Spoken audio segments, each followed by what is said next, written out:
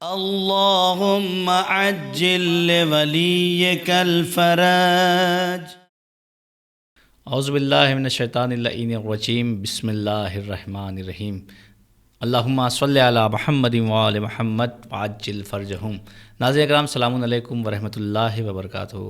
حوزہ معصومہ قم نبا فاؤنڈیشن کی جانب سے منعقد کیے گئے نبا انٹرنیشنل کوئز کمپٹیشن میں آپ سب کا استقبال ہے. ناظرین، آج پھر کچھ سوال لے کے حاضر ہوئے ہیں اور آج پھر ہمارے ساتھ اسٹوڈیو میں موجود ہیں حجت الاسلام والمسلمین عالی جناب مولانا سید پیام حیدر رضوی صاحب دفتر آیت اللہ سستانی. لہٰذا چلیے قبلہ کی خدمت میں چلتے ہیں، سوال لے کے حاضر ہوتے ہیں. قبلہ السلام علیکم ورحمۃ اللہ وبرکاتہ. وعلیکم السلام ورحمۃ اللہ وبرکاتہ. قبلہ، چونکہ مبارک مہینہ چل رہا ہے، لہٰذا پہلا سوال روزے کے حوالے سے ہے کہ سفر میں روزہ کب صحیح ہے؟ اعوذ باللہ من الشیطان اللعین الرجیم. بسم اللہ الرحمن الرحیم. سوال بہت اچھا ہے، کیونکہ حقیقت میں تو یہ ہے کہ سفر میں نماز روزہ قصر ہے. جی، نماز قصر ہے، یعنی نماز شکستہ ہو جاتی ہے. 4 رکعتی نمازیں 2 رکعت ہو جاتی ہیں، لیکن روزہ قصر ہونے کا مفہوم یہ ہے کہ روزہ ساقط ہو جاتا ہے اور بعد میں آپ کو اسی قضا بجا لانی. لیکن کچھ موارد ایسے ہیں کہ سفر میں ہوتے ہوئے بھی آپ کو روزہ رکھنا ہے. بے شک. ان موارد میں ایک مورد یہ ہے کہ آپ اگر ظہر کے بعد سفر کر رہے ہیں، بہت پیش آتا ہے کہ آپ ظہر تک اپنے وطن میں ہیں، اپنے گھر پہ ہیں، اور ظہر کے بعد آپ کہیں سفر پہ جانا چاہتے ہیں، تو اس دن کا آپ کا روزہ صحیح مانا جائے گا. گرچہ آپ ظہر بعد مسافر کہلا رہے ہیں، سفر اپنے وطن سے نکل چکے ہیں، لیکن کیونکہ ظہر کے بعد آپ نے سفر کیا ہے، اس لیے اس دن کا آپ کا روزہ صحیح ہے.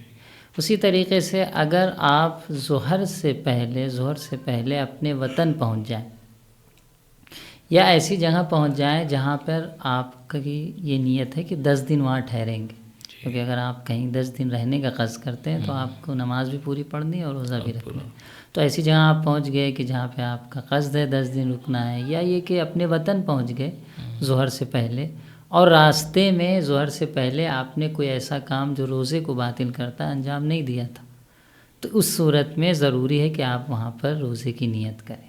اگر راستے میں کوئی ایسا کام آپ نے انجام دے دیا، کھا لیا پی لیا اور ظہر سے پہلے وطن پہنچ گئے، تب تو اس دن کا روزہ ساقط ہے. گرچہ بہتر یہ کہ آدمی امساک کرے، لیکن اگر راستے میں کچھ ایسا نہیں کیا تو اس دن ظہر سے پہلے اگر پہنچ گئے ہیں تو آپ اس دن روزے کی نیت کریں گے. اگر ظہر کے بعد پہنچے ہیں تو پھر اس دن کا روزہ ساقط ہے. اگر راستے میں کچھ نہیں کھایا تھا تو امساک کرنا احتیاط ہے.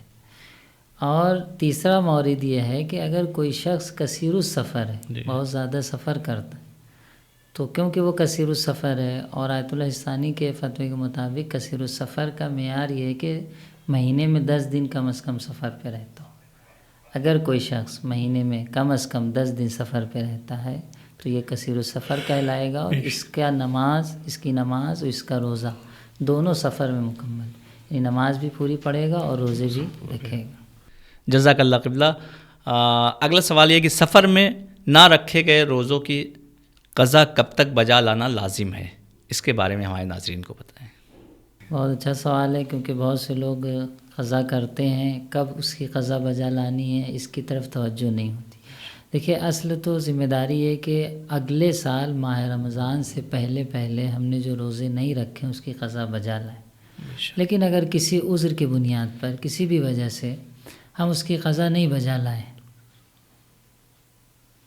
اگر کسی بھی عذر کی بنیاد پر ہم اس کی قضا نہیں بجا لائے ہیں تو ہمیں کیا کرنا چاہیے؟ ہمیں چاہیے کہ اگر 1 سال ہو چکا ہے اور اس 1 سال میں ہم نے قضا نہیں بجا لائی ہے، تو ہمیں چاہیے کہ ہر دن کے بدلے 750 گرام کفارہ دیں، یعنی فدیہ دیں. کیا چیز؟ گیہوں، آٹا، چاول، اناج جو ہے ہم فدیے کے طور پہ دیں اگر 1 سال تک ہم قضا نہیں بجا لائیں.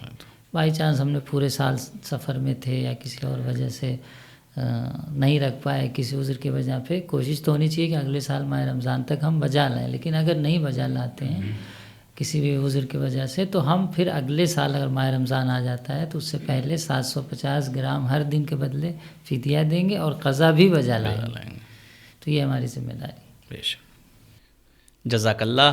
اگلا سوال یہ ہے کہ جو افراد اپنے وطن میں نہیں رہتے یا کبھی کبھار وہاں جاتے ہیں، یا وہ لڑکیاں جو شادی شدہ ہیں اپنے میکے میں وہ نماز سے قصر پڑھیں گی یا پوری پڑھیں گی؟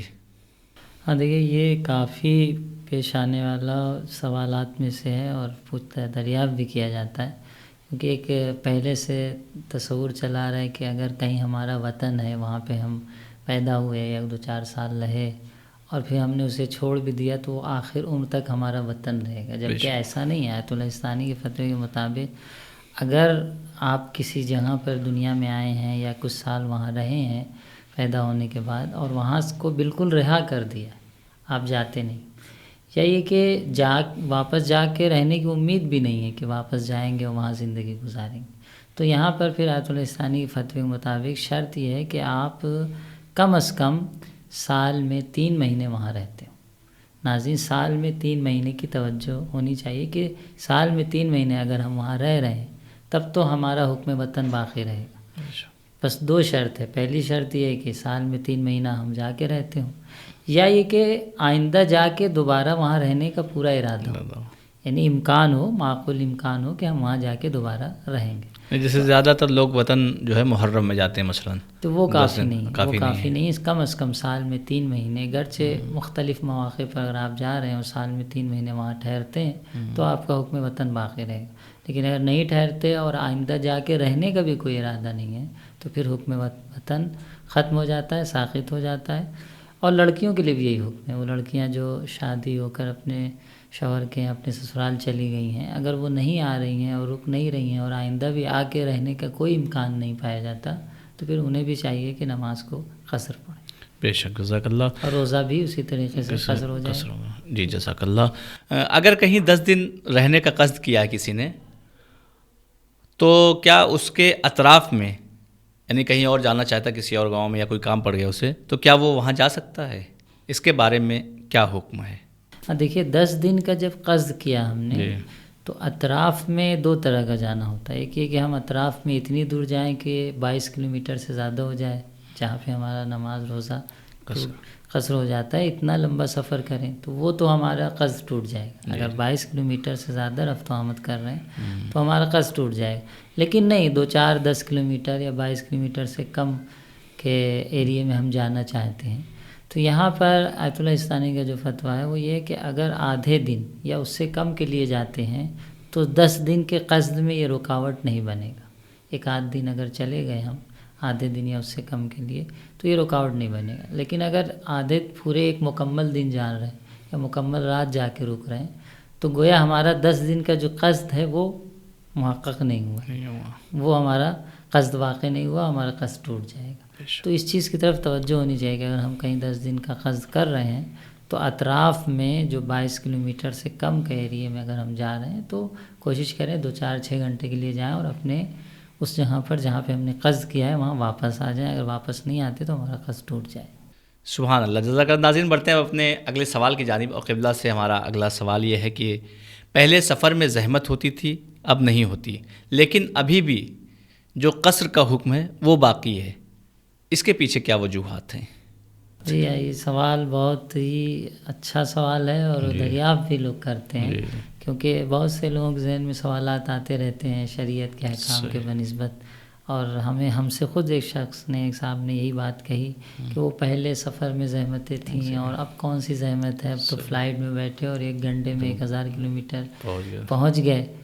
تو دیکھیے، حکم جو شریعت کا حکم ہوتا ہے وہ کسی خاص زمانے کے لیے نہیں ہوتا، اور جو چیز حکم کے طور پہ بیان ہو گئی تو وہ قیامت تک رہے گی۔ سب سے پہلی چیز تو یہ کہ حکم خدا ہے اور ہم کسی بھی حکم کی حکمت کو سمجھ سکتے ہیں، علت کو نہیں سمجھ سکتے۔ یہ ایک حکمت ہو سکتی ہے کہ سفر میں زحمت ہوتی، تو پہلا جواب تو ہمارا یہ کہ کس نے کہہ دیا کہ یہی علت ہے کہ سفر میں زحمت ہوتی اس لیے قصر ہے، تو ہم حکمت کو سمجھ سکتے ہیں، علت کو نہیں سمجھ سکتے۔ یہ حکمت ہو سکتی ہے کہ بھائی ایک وجہ یہ ہے کہ سفر میں آپ کو زحمت ہوتی ہے اس لیے قصر قرار دیا، اور دوسرا جواب اس کا جو ہے وہ یہ کہ سفر کا مفہوم آپ کیا سمجھتے ہیں؟ کیا سفر یعنی صرف سفر کی زحمت یہ ہے کہ ہم اونٹ پر یا کھچر پر بیٹھ کے جا رہے ہیں اور گرمی میں؟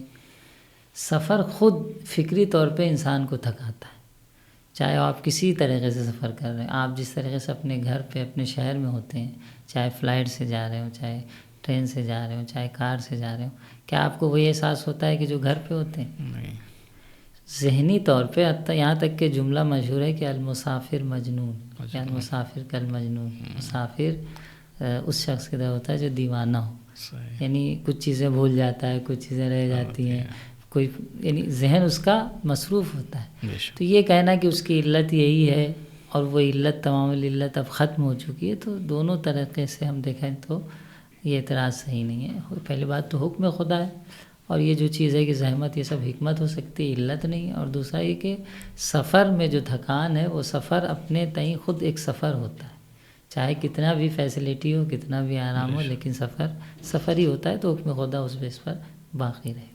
جزاک اللہ قبلہ۔ ناظرین، بڑھتے اپنے اگلے سوال کی جانب، وہ بہت اہم سوال ہے کہ اگر کوئی انسان مثلاً سعودی، دبئی یا ابراڈ کہیں پہ بھی رہتا ہے، باہر رہتا ہے، جیسے مثلاً بہت گھنٹے کا فرق ہوتا ہے، یہاں کچھ اور ٹائم ہوتا ہے، ایران میں کچھ اور ٹائم، دبئی میں کچھ اور ٹائم، تو اگر افطار کر کے سفر کرے اور ایسی جگہ پہنچے جہاں مغرب نہیں ہوئی ہے، تو اس کے بارے میں کیا حکم ہے؟ اس دن کا روزہ اس پہ واجب نہیں، کیونکہ اس نے اپنی جو شرعی ذمہ داری تھی وہ انجام دے دیا ہے۔ صحیح، اس نے افطار روزہ رکھا اور جہاں پہ افطار کیا وہاں مغرب کا وقت ہو چکا تھا، اس کے بعد سفر کیا، اس لیے اس پہ ضروری نہیں۔ احتیاط کرے، احتیاط کوئی حرج نہیں ہے، لیکن یہ کہ واجب نہیں کہ اس دن کا وہ روزہ رکھے۔ بے شک، جزاک اللہ۔ تو ناظرین، بڑھتے ہیں اب اپنے آخری سوال کی جانب۔ قبلہ سے ہمارا آخری سوال ہے کہ اگر چاند دیکھ کر ایسی جگہ سفر کرے جہاں چاند نظر نہیں آیا، تو اس دن روزہ رکھنے کا کیا حکم ہے؟ کیونکہ اکثر ہوتا ہے کہ کبھی لیٹ میں اعلان ہوتا ہے، کبھی 12 بجے، کبھی 1 بجے، کبھی اعلان ہی نہیں ہوتا ہے، تو اس حوالے سے کیا آپ بیان فرمائیں گے؟ وہاں پر بھی اس کی شرعی ذمہ داری نہیں ہے کہ وہ پھر سے روزہ رکھے، کیونکہ وہ چاند دیکھ چکا ہے، اپنی جو تکلیف تھی، اس کے اوپر جو وظیفہ تھا، فریضہ تھا، اس کے اعتبار سے اس نے وہاں پر عید منا لی، چاند دیکھا ہے اور عید کا چاند دیکھ کے آیا ہے۔ تو اب اگر یہاں آیا ہے، اپنے ملک میں آیا اور یہاں پہ عید کا چاند نہیں ہوا ہے، تو اس پہ واجب نہیں کہ اس دن روزہ رکھے، کیونکہ اس کی جو تکلیف تھی، ذمہ داری تھی شرعی روزے رکھنے کی اور عید چاند دیکھ کر عید منانے کی، اس نے انجام دے دیا۔ اب دوسری جگہ پہنچ گیا ہے تو اس پہ واجب نہیں۔ بے شک، جزاک اللہ قبلہ۔ تو ناظرین، ہمارا وقت آج یہیں پہ تمام ہوتا ہے، انشاءاللہ پھر ملاقات ہوگی نیکسٹ ایپیسوڈ میں۔ تب تک کے لیے ہمیں اجازت دیجیے، خدا حافظ، والسلام علیکم ورحمۃ اللہ وبرکاتہ۔